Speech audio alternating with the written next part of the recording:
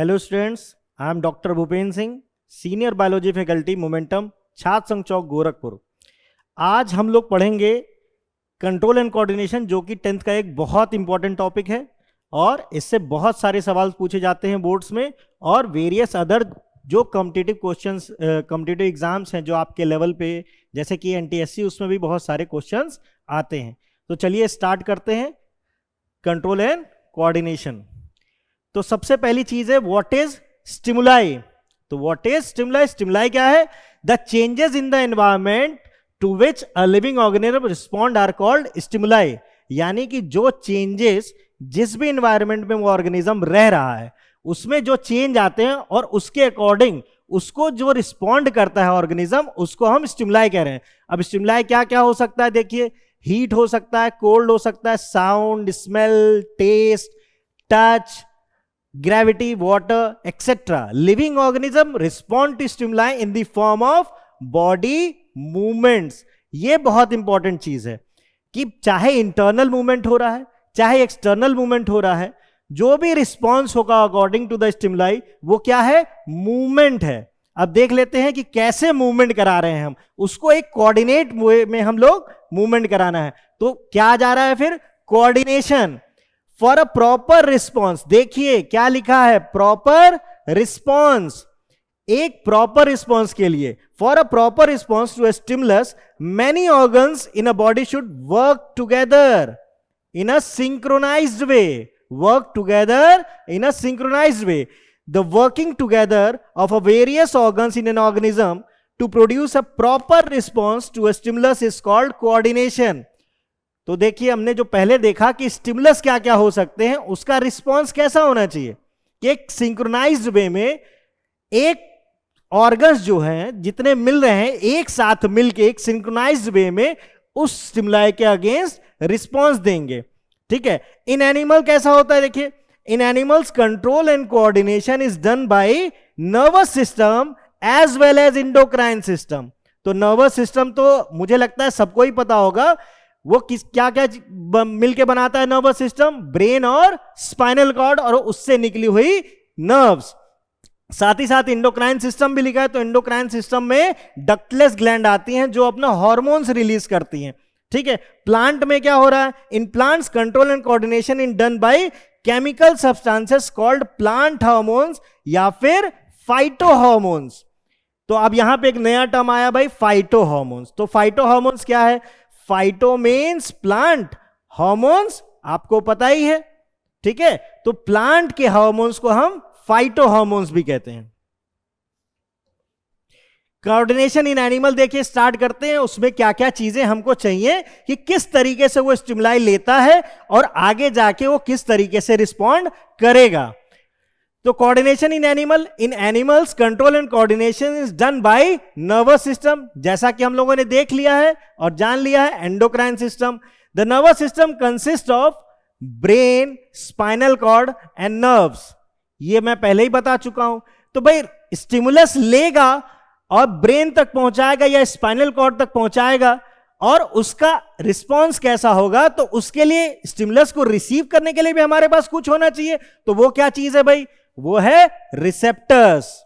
ठीक है। अब रिसेप्टर क्या चीज है भाई? देख लीजिए, receptors are sense organs which receive the stimuli and pass the message to the brain और spinal cord through sensory nerves. अब आप लोगों को पता होगा कि नर्व्स कितने टाइप की होती है? सेंसरी, मोटर और मिक्स्ड। तो सेंसरी नर्व्स क्या करती हैं? सेंसरी नर्व्स आपके स्टिमुलाई को ब्रेन तक लेके जाती हैं। मोटर नर्व क्या करती है? उसका रिस्पॉन्स ब्रेन से लेके उस इफेक्टर ऑर्गन तक लेके जाती है। अब मिक्स्ड नर्व क्या होती है? जिसमें दोनों के फीचर हो, यानी सेंसरी के भी फीचर हो और मोटर के भी फीचर हो। ठीक है। अब देख लीजिए एग्जाम्पल क्या क्या है रिसेप्टर्स के। रिसेप्टर का पहला एग्जाम्पल है फोटो रिसेप्टर। अब आपको जैसा पता होगा, फोटो मतलब क्या होता है? Photo means light. तो फोटो रिसेप्टर क्या है? आईज में होंगे। देखिए भाई, लाइट पड़ती है हमारी आंखों पे तो हमारे आंखें उसकी इमेज बनाती हैं और ब्रेन के पास पहुंचाती है ताकि हम उसको इंटरप्रेट कर सकें। ठीक है। तो फोटो रिसेप्टर क्या हो गए? हमारी आंखों में है टू डिटेक्ट लाइट, जैसा कि फोटो मीन्स लाइट होता है। दूसरा है फोनो रिसेप्टर।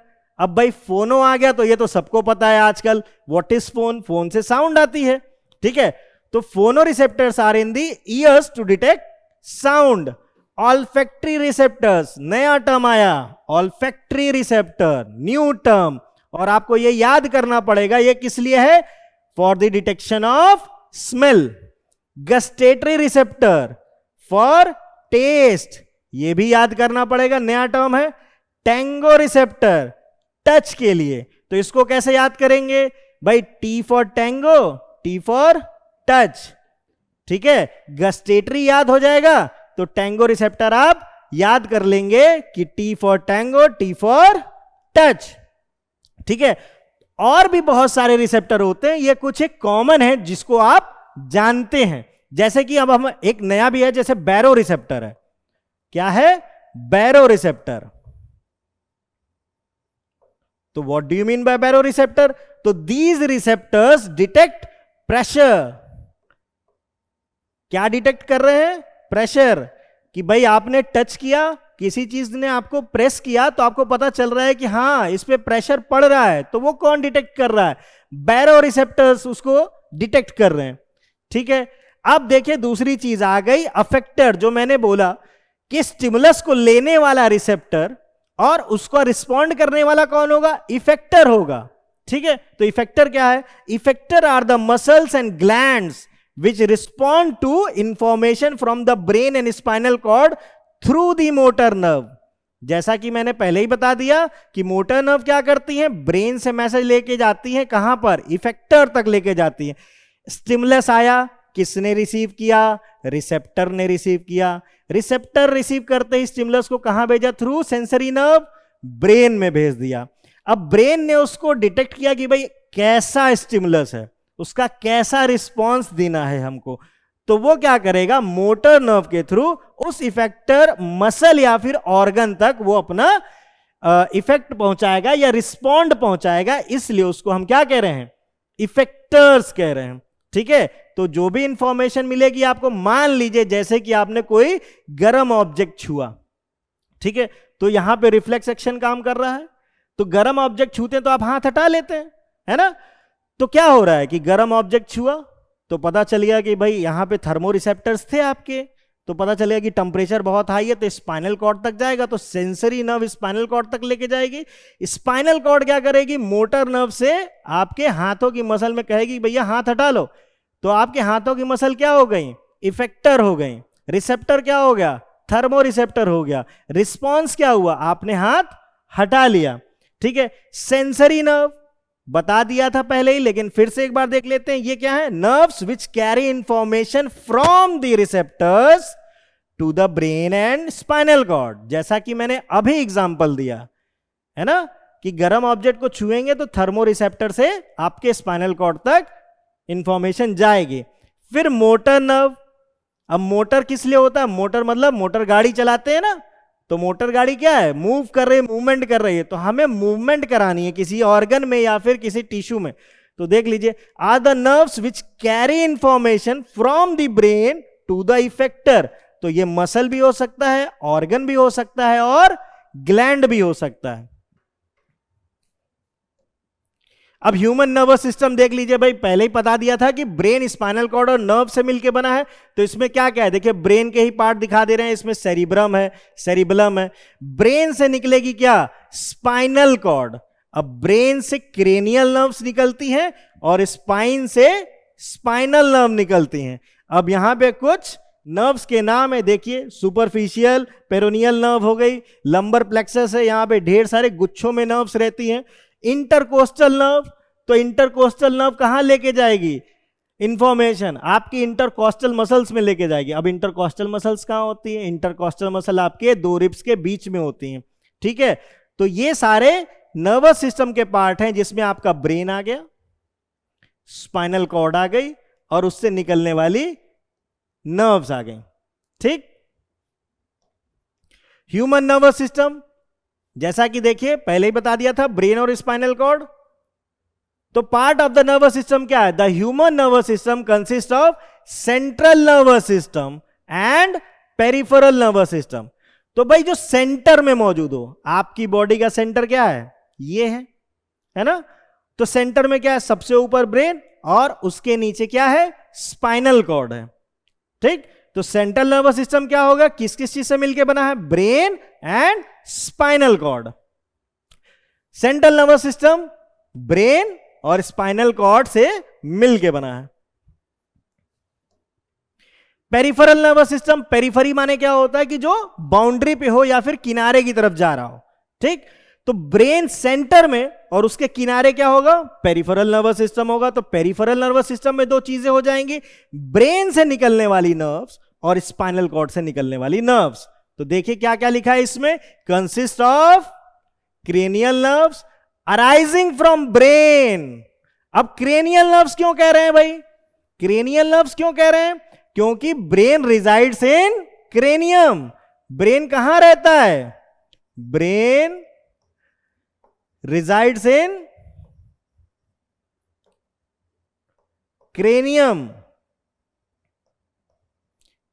और यही वर्ड ले लिया गया है, इसीलिए इसको हम क्या कह रहे हैं, क्रेनियल नर्व्स। तो ब्रेन से निकालने वाली नर्व्स क्रेनियल नर्व्स हैं।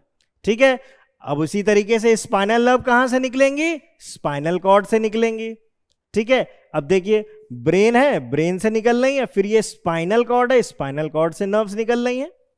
ठीक, देख लीजिए, central nerves are in your brain and spinal cord, और peripheral nerves go from your spinal cord to your arms, hands and legs. Cranial nerves go from your brain to your eyes, mouth, ears and other parts of your head. तो ये किसके पास है, देखिए आपके eyes के पास है, mouth के पास है, ईयर्स के पास है और other parts of your head. तो वहां पे आपके पास में है, इसलिए क्रेनियल नर्व्स इसके करीब करीब वाले एरियाज को सप्लाई कर रही है। अब स्पाइनल कॉर्ड यहां से यहां तक ट्रेवल कर रही है, तो उसकी जो लिमिटेशंस है वो काफी दूर तक है। तो यहां भी पहुंचा रही है नर्व्स, यहां भी पहुंचा रही है ना। तो पेरिफेरल नर्वस सिस्टम एक वास्ट नर्वस सिस्टम है जो कि क्रेनियल नर्वस सिस्टम से काफी बड़ा है। क्रेनियल नर्वस सिस्टम ब्रेन के पास, तो ब्रेन हेड के रीजन के पास में है सब। चलिए आगे बढ़ते हैं, देखते हैं क्या हो रहा है। नर्व सेल, अब देखना भैया यही है कि नर्वस सिस्टम बना किससे है। ये सबको पता है कि neurons are the unit of nervous system. तो देखिए नर्व सेल कह लीजिए या फिर उसको न्यूरॉन कह लीजिए। Neuron is the structural and functional unit. तो स्ट्रक्चरल यूनिट तो है ही, साथ में फंक्शनल यूनिट भी है, किसकी, नर्वस सिस्टम की। It has a cell body called cyton containing a nucleus and cytoplasm. कोई नई चीज तो बताई नहीं गई, क्योंकि ये भी क्या है, सेल है। और ये सबको पता है कि cell consist of cell membrane, nucleus, cytoplasm and cell organelles. तो देख लीजिए साइटोन में भी क्या क्या है, न्यूक्लियस है और साइटोप्लाज्म और वेरियस अदर ऑर्गेनल्स भी होंगे। It has several branch structure called dendrites. अभी जब हम लोग इसका डायग्राम देखेंगे नेक्स्ट स्लाइड में, उसमें आपको दिखेगा कि हम बताएंगे कि डेंड्राइट्स कहां कहां पे और कैसे कैसे स्ट्रक्चर से, थोड़ा सा इसके बारे में देख लेते हैं। It has a long single nerve fiber called axon। ठीक है, कि भाई अगर एक छोटा सा जनरलाइज डायग्राम बना लें तो क्या कह रहा है कि उसमें ढेर सारे सेल बॉडी या फिर साइटोन में से डेंड्राइट्स निकले हुए हैं। ये डेंड्राइट्स हो गए, ये न्यूक्लियस हो गया, यहां पे साइटोप्लाज्म हो गया, और ये लंबा सा सिंगल जो नर्व फाइबर है इसको हम क्या कह रहे हैं, एक्सॉन। और ये ब्रांच्ड एंडिंग्स में हो जाते हैं, इनकी एंडिंग्स ब्रांच्ड है, और इसी के ऊपर माइलिन शीथ आ जाती है।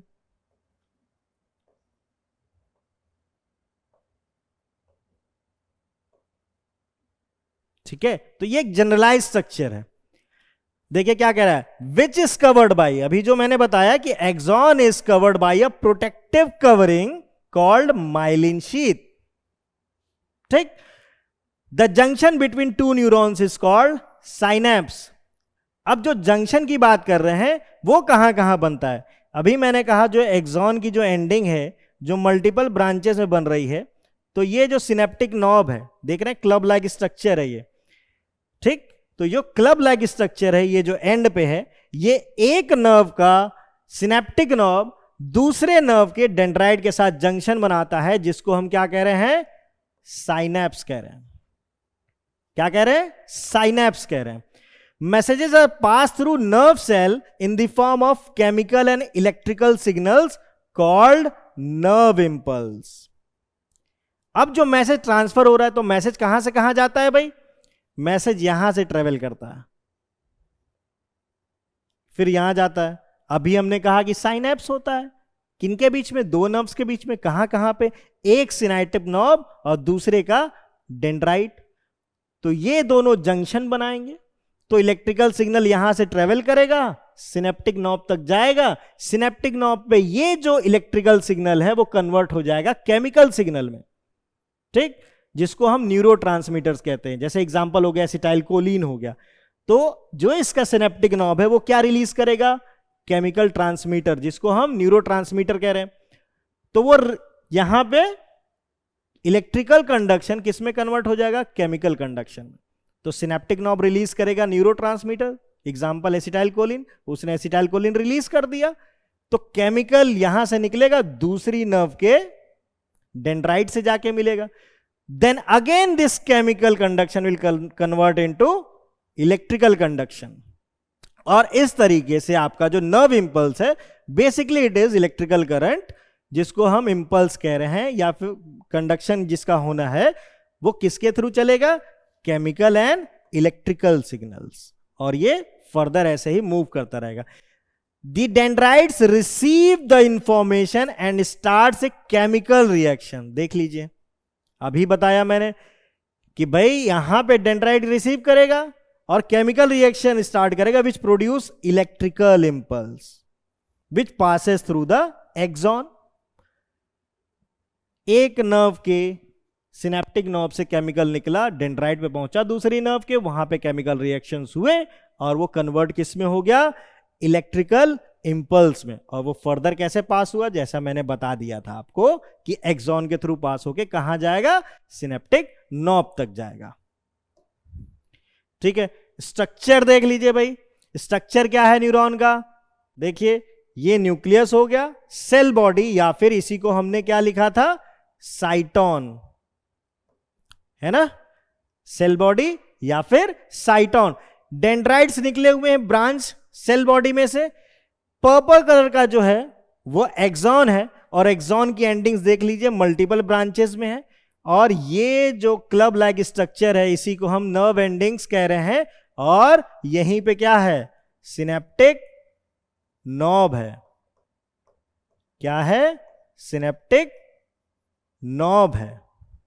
ठीक है, देखिए एक्सॉन टर्मिनल कह लीजिए, नर्व एंडिंग्स कह लीजिए। अब इस एक्सॉन के ऊपर किसकी कवरिंग थी? प्रोटेक्टिव कवरिंग थी, जिसको हम क्या कह रहे थे? Myelin sheath. देखिए माइलिन शीथ है। माइलिन शीथ कौन सिक्रीट कर रहा है? स्वान सेल्स सिक्रीट कर रहे हैं माइलिन शीथ को। अब दो माइलिन शीथ के बीच में जो गैप है, ये वाला जो गैप है, ठीक है, ये वाला जो गैप है उसको हम क्या कह रहे हैं? नोड ऑफ रैनवियर कह रहे हैं। क्या कह रहे हैं? नोड ऑफ रैनवियर कह रहे हैं। ठीक है, transmission of messages through neurons. अब जो बात की थी हमने कि कैसे आपका एक इलेक्ट्रिकल सिग्नल केमिकल में कन्वर्ट होगा और फिर वापस से केमिकल से वो इलेक्ट्रिकल सिग्नल में कन्वर्ट होगा। तो देख लीजिए भाई, डेंड्राइट्स है, तो हम शुरुआत करते हैं कि यहां पे कोई भी साइनैप्स नहीं था और ये रिसेप्टर की तरह बिहेव कर रहा था, जो कहीं पे आपके स्टिमुलस को रिसीव कर रहा था। ठीक है, तो स्टिमुलस को रिसीव किया, डेंड्राइट में केमिकल रिएक्शंस हुए और एक इलेक्ट्रिकल चार्ज प्रोड्यूस हुआ, जिसको हम क्या कह रहे थे? इंपल्स कह रहे थे। अब देख लीजिए यहां पे क्या दिखा रहा है कि सिग्नल किस तरफ जा रहा है। तो यहां से इलेक्ट्रिकल सिग्नल चला और कैसे मूव करता है? सॉल्टेटरी मोशन होता है। कहां कहां जंप करके चलता है? तो कहां कहां जंप करेगा? जहां जहां पे नोड ऑफ रेनवियर है, ये माइलिन शीथ को जंप करके जाता है। यानी कि सिग्नल यहां आएगा तो यहां से यहां जाएगा, फिर यहां से यहां, इस तरीके से ये जंप करता रहेगा नोड ऑफ रेनवियर से नोड ऑफ रेनवियर पे। तो ये फास्ट मूवमेंट होता है, इसलिए माइलिन शीथ इसमें प्रेजेंट है, तो इसलिए बहुत तेज मूव कर रहा है। हमारी बॉडी में जो नर्व का जो इंपल्स कंडक्शन है वो लगभग 100 मीटर पर सेकेंड की स्पीड से चलता है, जो कि बहुत तेज है हमारी बॉडी के हिसाब से। ठीक है, तो यहां से इलेक्ट्रिकल इंपल्स चला, देख लीजिए सिग्नल का डायरेक्शन कहां की ओर जा रहा है, सिनेप्टिक नॉब की तरफ जा रहा है। देखिए यहां साइनेप्स बना हुआ, साइनेप्स, साइनेप्स, यहां पे साइनेप्स बना हुआ। ये इलेक्ट्रिकल सिग्नल जाएगा कहां पे जाएगा, साइनेप्स पे जाएगा। साइनेप्स पे क्या होगा, न्यूरोट्रांसमीटर रिलीज किए जाएंगे।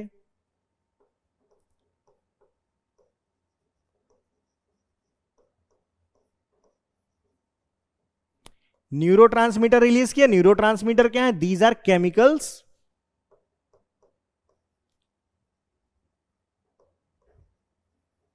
एग्जाम्पल क्या हो गया इसका, एसिटाइल कोलिन। जैसा कि हम लोगों ने पिछली स्लाइड में देखा था, क्या हो रहा था कि इलेक्ट्रिकल और केमिकल कंडक्शन था ना, तो यहां पे क्या हुआ, जैसे ही साइनेप्स से पहुंचा सिग्नल तो उसने न्यूरोट्रांसमीटर रिलीज किए। न्यूरोट्रांसमीटर क्या है, केमिकल्स है, एग्जाम्पल क्या, एसिटाइल कोलिन। तो यहां पे डेंड्राइट ने रिसीव किया एसिटाइल कोलिन, जो कि केमिकल कंडक्शन के रूप में था, और जैसे ही रिसीव करेगा डेंड्राइट इस वाले न्यूरॉन का, वहां पे नया केमिकल रिएक्शन स्टार्ट होगा और फिर से क्या जनरेट होगा, एक इलेक्ट्रिकल सिग्नल जनरेट होगा। और फिर से देखिए क्या हो रहा है, इलेक्ट्रिकल सिग्नल इस डायरेक्शन में मूव कर रहा है। तो इस तरीके से between the neurons electrical conduction हो रहा है या इंपल्स कंडक्शन हो रहा है। तो पहले इलेक्ट्रिकल, साइनेप्स पे केमिकल, फिर से एक्सॉन के थ्रू जाते हुए इलेक्ट्रिकल। ठीक है, तो दो मोड में चलता है impulse, electrical and chemical. Brain, जो कि सबसे इंपॉर्टेंट चीज है हमारी बॉडी की, है ना। The brain is the main coordinating centre in the human body. It is protected by cranium. ये हमने पिछली बार में बताया, अभी बताया था ना कि क्रेनियम में रिजाइड करता है। तो स्कल में आपके जो स्पेस है जिसमें ब्रेन रिजाइड कर रहा है, उसको हम क्या कहते हैं, क्रेनियम कहते हैं। ठीक है, it is covered by 3 membranes called meninges filled with fluid called cerebrospinal fluid. तो हमारा ब्रेन 3 मेम्ब्रेन से प्रोटेक्टेड है, जिसको हम क्या कह रहे हैं, मेनिंजेस कह रहे हैं, है ना। अब मेनिंजेस में क्या भरा हुआ है बीच में, सेरिब्रोस्पाइनल फ्लूइड, जिसको हम सीएसएफ भी कहते हैं। क्या कहते हैं, सीएसएफ भी कहते हैं। ठीक है, अब ये 3 मेनिंजेस के नाम तो यहां पे नहीं दिए, तो हम भी देख लेते हैं कि भाई 3 मेनिंजेस कौन सी हैं। तो आप इस तरीके से याद रखेंगे कि ब्रेन से दूर जाते हुए 3 PAD, यानी कि ब्रेन पैड। तो ब्रेन के सबसे करीब P, फिर A और D, यानी D सबसे दूर। अब इन 3 मेनिंजेस के नाम क्या क्या है, पाया मैटर,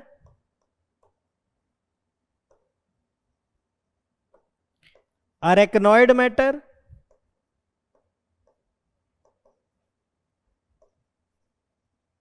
और ड्यूरा मैटर। तो ब्रेन से दूर जाते हुए ये 3 हैं आपकी मेनिंजेस, और आपको ऐसे ही याद करना, ब्रेन पैड।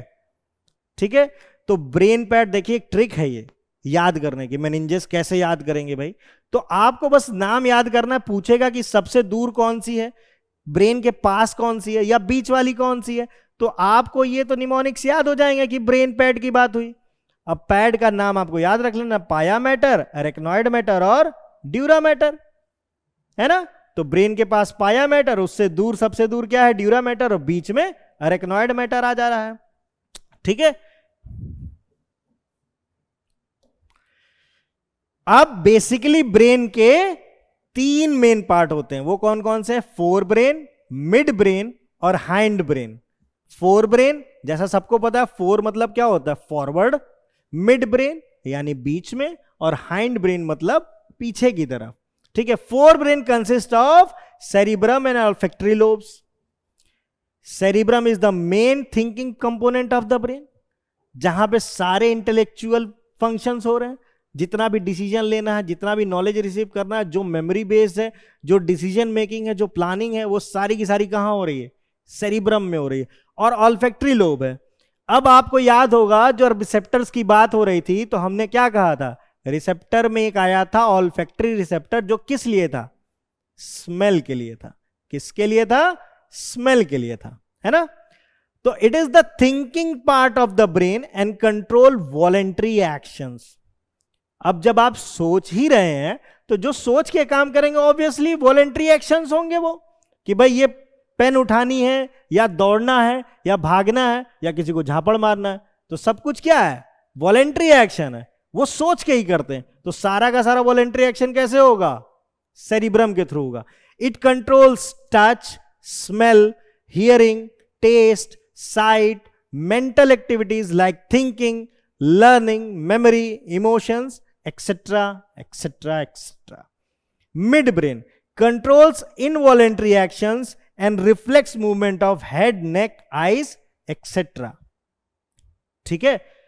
तो मिड ब्रेन आपके सारे इनवॉलेंट्री एक्शंस को कंट्रोल कर रहा है, साथ ही साथ रिफ्लेक्स मूवमेंट किसका? हेड, नेक एंड आईज का। अब हम लोग को पहले भी हम लोगों ने पढ़ा है, जानते हैं कि रिफ्लेक्स एक्शन ब्रेन कंट्रोल नहीं करता है। कौन कंट्रोल करता है? स्पाइनल कॉर्ड करता है। लेकिन कुछ एक ऑर्गन्स हैं जिनका रिफ्लेक्स एक्शन ब्रेन से होता है, उसको हम कहते हैं सेरिब्रल रिफ्लेक्स। ठीक है? तो ये मिड ब्रेन से हो रहा है हेड, नेक एंड आईज का रिफ्लेक्स एक्शन। और आखिरी में आता है आपका hind brain, consist of cerebellum, pons and medulla. ठीक? अब सेरिबेलम क्या कर रहा है? Controls the body movement, balance and posture. जितना भी इक्विलिब्रियम है कि आप वॉलेंट्री एक्शंस जो कर रहे हैं, मान लीजिए आप दौड़ ही रहे हैं, अब दौड़ रहे हैं तो अब दौड़ते दौड़ते गिर तो जा नहीं रहे, क्योंकि आप बैलेंस मेंटेन किए हुए हैं। और बैलेंस कौन मेंटेन कर रहा है? आपका सेरिबेलम। अब बैठे हैं तो पोस्चर मेंटेन करना है। ऐसा तो नहीं है कि बैठे ऐसे बैठे हैं या ऐसे बैठे हैं, तो उसका एक पोस्चर जो मेंटेन करना, वो भी कौन मेंटेन कर रहा है? सेरिबेलम कर रहा है। पॉन्स, देखिए बहुत इंपॉर्टेंट चीज है पॉन्स, रेस्पिरेशन कंट्रोल कर रहा है। अगर पॉन्स डैमेज हो जाएगा तो रेस्पिरेशन में दिक्कत आएगी, है ना? तो पॉन्स भाई डैमेज नहीं होना चाहिए। सांस में दिक्कत यानी प्रभु से संपर्क हो जाएगा, तो ऐसा नहीं, दिक्कत है इसके साथ, तो इसको बहुत ख्याल रखने का। Medulla controls heart beat, blood pressure, swallowing, coughing, sneezing, vomiting, etcetera and etcetera. तो medulla is also very important, likewise pons. तो जितने भी वाइटल फंक्शंस हैं, क्या है? वाइटल फंक्शंस, वो कौन कंट्रोल कर रहा है? Pons and medulla. Vital functions कौन कंट्रोल कर रहा है? Pons and medulla. तो भैया देखिए, जो आपका हाइंड ब्रेन है वो भी उतना ही इंपॉर्टेंट है जितना कि आपका फोर ब्रेन है। फोर ब्रेन थिंकिंग करने में हेल्प कर रहा है। अगर फोर ब्रेन थोड़ा बहुत डैमेज हो रहा है तो आप सरवाइव कर सकते हैं, लेकिन अगर हाइंड ब्रेन डैमेज हो जाएगा तो आप सरवाइव नहीं कर पाएंगे, क्योंकि यहां पे क्या लिखा है? वाइटल फंक्शन कंट्रोल कर रहा है। वाइटल मतलब जो लाइफ के लिए, आपके जीवन के लिए सबसे ज्यादा इंपॉर्टेंट है। अब ह्यूमन ब्रेन में देख लीजिए क्या क्या दिखा रहा है कि भाई आपका जो फोर ब्रेन है उसमें क्या क्या पार्ट है? पैराइटल लोब है, ऑक्सीपिटल लोब है, फ्रंटल लोब है, टेम्पोरल लोब है।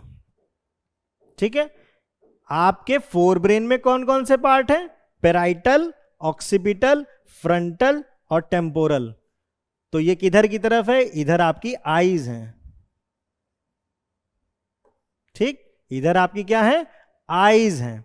तो आईज की तरफ क्या है? Frontal lobe.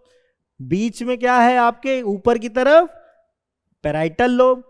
इधर, इसलिए इसको टेम्पल बोलते हैं, है ना? टेम्पल है ये। तो यहां पे टेम्पोरल लोब है आपका। और पीछे की तरफ कहते हैं इधर छोटा दिमाग है ना, बोलते हैं, तो यहां पे क्या है? ऑक्सीपिटल लोब है। लेकिन जो छोटे दिमाग की बात हो रही थी वो किसकी बात हो रही थी? सेरिब्रम, मेडुला और पॉन्स की बात हो रही थी। देख लीजिए, फिर आ गया आपका सेरिबेलम, पॉन्स, मेड्यूला, और इसी में से इमर्ज हो रहा है स्पाइनल कॉर्ड। तो ब्रेन में से ही क्या निकल रहा है? Spinal cord. ठीक, तो आज के लिए इतना बहुत, बाकी नेक्स्ट क्लास में। Thank you.